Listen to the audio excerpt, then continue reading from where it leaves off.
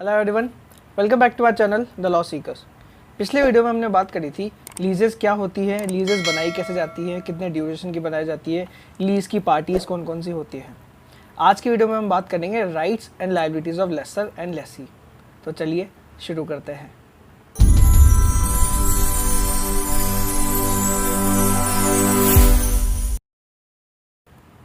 Section 108 के अंदर बताया गया है लेसर एंड लेसी के लायबिलिटीज़ एंड राइट्स क्या होते हैं। सेक्शन 108 के अंदर ये बताया गया है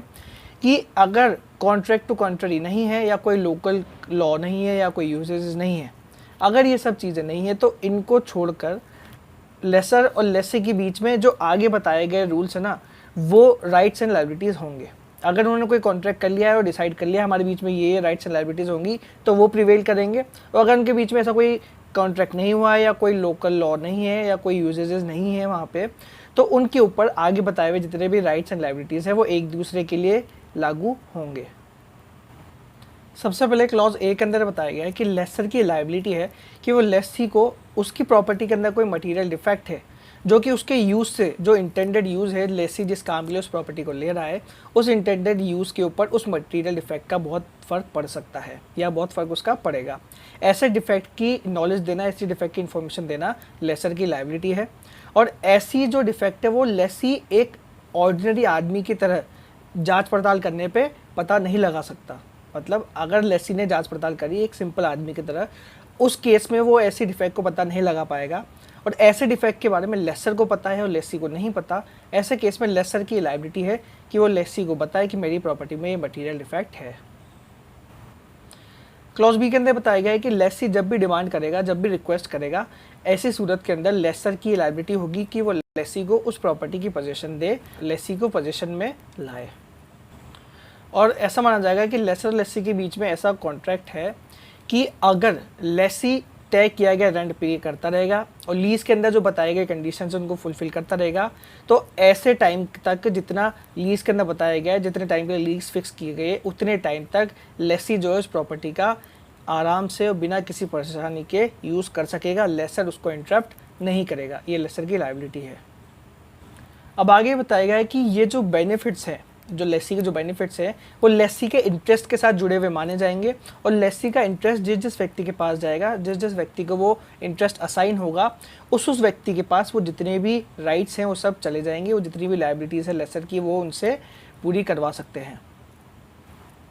अब क्लॉज डी के अंदर ये बताया गया है कि जितने टाइम के लिए लीज चलेगी उतने टाइम के अंदर उस लीज प्रॉपर्टी का अगर एक्सेशन हो जाता है तो उसको भी उस लीज का हिस्सा माना जाएगा। मतलब जितने हिस्से के लिए वो लीज रखी गई थी, उस लीज का अगर एक्सेशन हो जाता है, उस प्रॉपर्टी का अगर एक्सेशन हो जाता है, तो लेसी जो है ना, उसका ये राइट होगा कि वो उसको उस लीज प्रॉपर्टी के साथ ही होल्ड करे। लेकिन फिर इसमें आगे बताया गया कि लॉ रिलेटिंग टू अलूवियन है ना, उसके सब्जेक्ट होगा ऐसा एक्सेशन, ऐसा जो राइट है वो लेसी का, वो सब्जेक्ट होगा लॉ ऑफ अलूवियन के।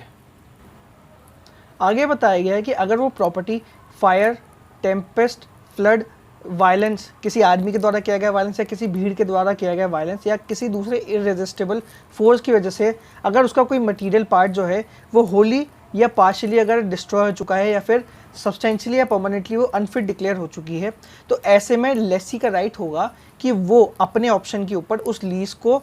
ख़त्म कर दे। वो चाहे तो लीज को जो है वॉइड डिक्लेयर कर दे। ये लेसी का राइट होगा। ये उसी केस में होगा जब वो जिस काम के लिए प्रॉपर्टी ली गई थी उस काम के लिए अब वो रही ही नहीं, मतलब वो प्रॉपर्टी बची ही नहीं, अब उसको लेट करने का कोई फ़ायदा नहीं है, वो परमानेंटली अनफिट हो चुकी है। ऐसे केस के अंदर लेसी का राइट होगा कि उसके पास ऑप्शन होगा कि वो ऐसी लीज को वॉइड करार कर दे। फिर इसमें आगे ये भी बताया गया कि ऐसा जो भी नुकसान हुआ है वो लेसी के एक्ट की वजह से हुआ है। लेसी ने कुछ काम किया, उसकी वजह से ये नुकसान हुआ है, तो लेसी को ऊपर बताई गई बात का फ़ायदा नहीं मिलेगा। उसके पास ऐसा ऑप्शन नहीं होगा वॉइड करार करने का।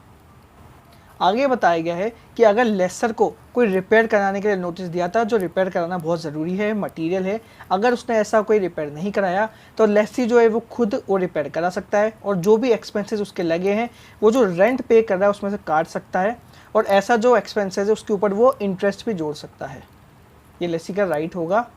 कि वो या तो उस रेंट में से काट ले या लेसर से किसी दूसरे तरीके से उस एक्सपेंसेस को विद इंटरेस्ट रिकवर कर ले। आगे बताया गया है कि अगर लेसर को कोई पेमेंट करना था और लेसर ने वो पेमेंट नहीं किया, और ऐसा पेमेंट जो है वो लेसी या प्रॉपर्टी से भी लिया जा सकता है, मतलब प्रॉपर्टी से भी चुकाया जा सकता है, लेसी के द्वारा भी चुकाया जा सकता है। ऐसे केस के अंदर लेसी उस जितने भी एक्सपेंसेस है, जितना भी पेमेंट है वो कर सकता है, और उसके अंदर वो अपने एक्सपेंसेस के साथ साथ इंटरेस्ट भी जोड़ सकता है और रेंट में से कम कर सकता है, या फिर लेसर से किसी दूसरे तरीके से रिकवर कर सकता है। आगे बताया गया है कि लीज के डिटर्मिनेशन के बाद, लीज के ख़त्म होने के बाद में भी अगर लेसी जो है उस प्रॉपर्टी के पोजीशन में है, तो लेसी उस प्रॉपर्टी से, जब तक उसकी पोजीशन में है, वो उस प्रॉपर्टी से सारी चीज़ें हटा सकता है जो उसने उस प्रॉपर्टी में ऐड करी है, जो उसने प्रॉपर्टी में जोड़ी है। लेकिन ये याद रखना है कि वो उस प्रॉपर्टी को उसी हालत में छोड़ के जाए जिस हालत में उससे प्रॉपर्टी उसने ली थी। लीज प्रॉपर्टी के अंदर कुछ नुकसान नहीं होना चाहिए। लीज प्रॉपर्टी आपने जिस हालत में ली थी उसी हालत में आप छोड़ के जा सकते हो। आपने जितनी भी चीज़ उसके अंदर ऐड करी है वो आप अपने साथ ले जा सकते हो, इसी कंडीशन में कि लीज डिटरमाइन तो हो चुकी है लेकिन अभी भी आप उसके पोजीशन में है।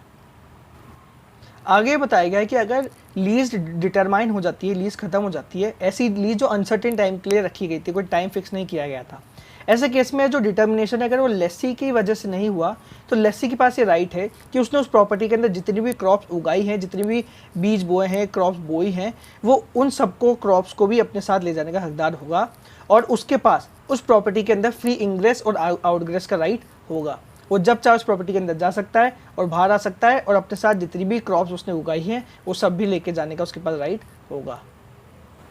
आगे बताया कि लेसी के पास अपना जो इंटरेस्ट है उसको एब्सोल्युटली या मॉर्गेज के द्वारा या सबलीज करके उसका जो इंटरेस्ट है वो ट्रांसफ़र करने का राइट होगा, और जो ट्रांसफ़र है जिसने उस इंटरेस्ट को लिया है उसके पास वापस रीट्रांसफ़र करने का राइट भी होगा।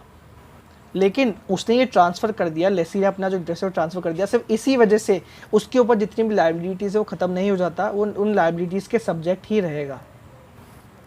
अब आगे हमने जैसे सेक्शन 6I के अंदर ये पढ़ा था कि कोई ऐसा टेनेंट जिसके पास अनट्रांसफरेबल राइट ऑफ ऑक्यूपेंसी है, या फिर कोई फार्मर है जिसका जो एस्टेट है उसके रेस्पेक्ट में कोई डिफ़ॉल्ट हो चुका है, या फिर कोई प्रॉपर्टी है जिसका मैनेजमेंट कोर्ट ऑफ वार्ड्स के द्वारा किया जा रहा है, ऐसे व्यक्तियों के पास अपना जो राइट है वो ट्रांसफ़र नहीं कर सकेंगे, उनका जो इंटरेस्ट है वो ट्रांसफ़र नहीं कर सकेंगे। सेक्शन 6I क्लॉज में हमने ये पढ़ा था, वही का वही सेम टू सेम आगे यही बताया गया है कि ऐसे व्यक्तियों के पास ऊपर बताई गई जो बातें हैं उनके होते हुए भी अपना जो राइट है, अपना जो इंटरेस्ट है वो ट्रांसफ़र करने का उनके पास राइट नहीं होगा। अब आगे बताया गया है जैसे लेसर की ड्यूटी होती है लेसी को सारे मटेरियल डिफेक्ट वगैरह बताने की, यहाँ लेसी की ड्यूटी होती है कि वो लेसर को जो वो प्रॉपर्टी के अंदर इंटरेस्ट लेने वाला है वो बताए। मतलब अगर ऐसी कोई बात है जो लेसी को पता है और लेसर को नहीं पता, और उस बात के पता चलने से उस प्रॉपर्टी की वैल्यू बढ़ती है, तो ऐसे केस के अंदर लेसी की ये ड्यूटी है कि वो लेसर को बताए। एग्जाम्पल लेते हैं, मैं अगर लेसर से प्रॉपर्टी ले रहा हूँ लीज़ के ऊपर, और मुझे पता है कि इस प्रॉपर्टी के अंदर सोने की खदान है, लेसर को पता नहीं है, और मैं सिर्फ उस सोने की खदान की वजह से लीज़ पे ले रहा हूँ ताकि उस खदान से मैं सोना निकाल सकूँ। इस बात का पता लगने पे लेसर ऑब्वियसली उस प्रॉपर्टी की रेट बढ़ाएगा, क्या पता वो मुझे लीज़ पे दे या न दे। तो ऐसी जितनी भी बातें हैं वो मेरी ड्यूटी है कि मैं लेसर को बताऊँ। आगे लेसी की ड्यूटी बताई है कि जब भी लीज की प्रीमियम और रेंट की डिमांड की जाए या फिर कोई प्रॉपर टाइम हो, तो उस समय पे लेसी की वो ड्यूटी है कि वो लेसर या उसके एजेंट को जितना भी प्रीमियम या रेंट है वो चुका दे।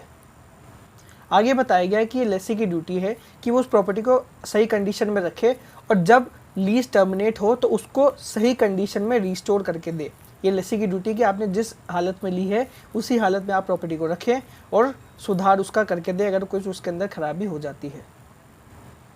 और आगे लेसी की ड्यूटी है कि वो लेसर या उसके एजेंट को प्रॉपर्टी के अंदर आना अलाउ करे और उस प्रॉपर्टी के अंदर आके इंस्पेक्शन करना अलाउ करे, और साथ ही साथ अगर उस प्रॉपर्टी के अंदर कुछ डिफेक्ट है तो उस डिफेक्ट का नोटिस भी देना उनको अलाउ करे, वो उसको नोटिस दे के जाए। और अगर ऐसा डिफेक्ट जो कि लेसर ने नोटिस के थ्रू बताया है, ऐसा डिफेक्ट अगर या लेसी या उसके एजेंट या उसके सर्वेंट की वजह से हुआ है, तो ये लेसी की ड्यूटी है कि वो नोटिस मिलने से 3 महीने के अंदर अंदर सुधार करे और वापस प्रॉपर्टी को सही कंडीशन में ला दे। आगे बताया गया कि अगर लेसी इस बात से अवगत हो जाए, अगर लेसी को इस बात का पता चल जाए कि उस लीज प्रॉपर्टी के खिलाफ प्रोसीडिंग चल रही है उस प्रॉपर्टी को रिकवर करने के लिए या उसके किसी पार्ट को रिकवर करने के लिए, या फिर उस प्रॉपर्टी के ऊपर इंक्रोचमेंट किया जा रहा है या लेसर के राइट के ऊपर इंक्रोचमेंट किया जा रहा है, या फिर लेसर का जो राइट है उसके साथ इंटरफेरेंस किया जा रहा है, तो ऐसी चीज़ों की जब उसको नॉलेज हो रही है तो ये लेसी की ड्यूटी है कि वो लेसर को इन्फॉर्म करे समय रहते। आगे ये बताया गया है कि ये लेसी की ड्यूटी है कि वो उस प्रॉपर्टी को इस तरीके से यूज़ करे जैसे उसकी स्वयं की ही प्रॉपर्टी हो, उसको उसी देखभाल के साथ यूज़ करे। आगे बताया गया है कि वो अपने अलावा किसी और व्यक्ति को उस प्रॉपर्टी यूज़ करने ना दे।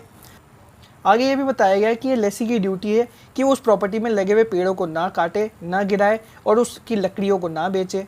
ना ही वो उस प्रॉपर्टी के अंदर माइंस का काम करे, जो कि उस समय माइंस नहीं थी, मतलब खुदाई ना करे। और साथ ही साथ ये भी बताया गया है कि उस प्रॉपर्टी को जिस तरीके से यूज़ करने के लिए आपको दिया गया था आप उसी तरीके से यूज़ करें।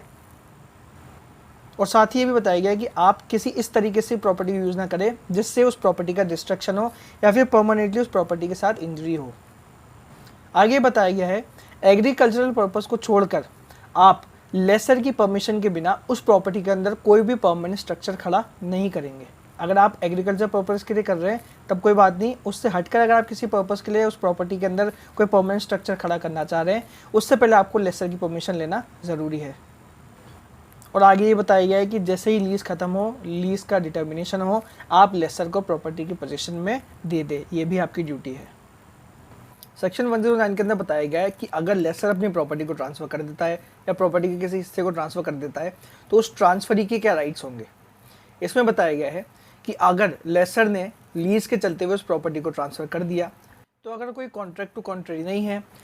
तो उस ट्रांसफरी के पास लेसर के जितने भी राइट्स होंगे वो सब होंगे। और अगर लेसी ये चूज़ करता है कि लेसर के जो लायबिलिटीज़ है वो भी उस ट्रांसफरी के ऊपर लगे तो उसके ऊपर सारी जितनी भी लायबिलिटीज़ है लेसर की वो भी लगेंगी, इसी कंडीशन में जब लेसी इस चीज़ से इलेक्ट करे। आगे बताया गया है कि लेसर जो है ना, सिर्फ इसी वजह से कि उसने अपनी प्रॉपर्टी ट्रांसफ़र कर दी है और ट्रांसफरी के ऊपर वो लायबिलिटीज़ आ रही है, वो अपनी लायबिलिटीज़ से मुक्त नहीं हो जाता जब तक कि लेसी ऐसा चूज नहीं करे कि जो ट्रांसफरी है अब उसी को मैं अपने लिए लायबल मानूंगा, मैं लेसर को मुक्त कर रहा हूँ और जो लेसर का ट्रांसफरी है अब उसी को मैं लायबल मानूंगा। इसी सूरत के अंदर लेसर जो है अपनी लायबिलिटी से मुक्त हो सकता है।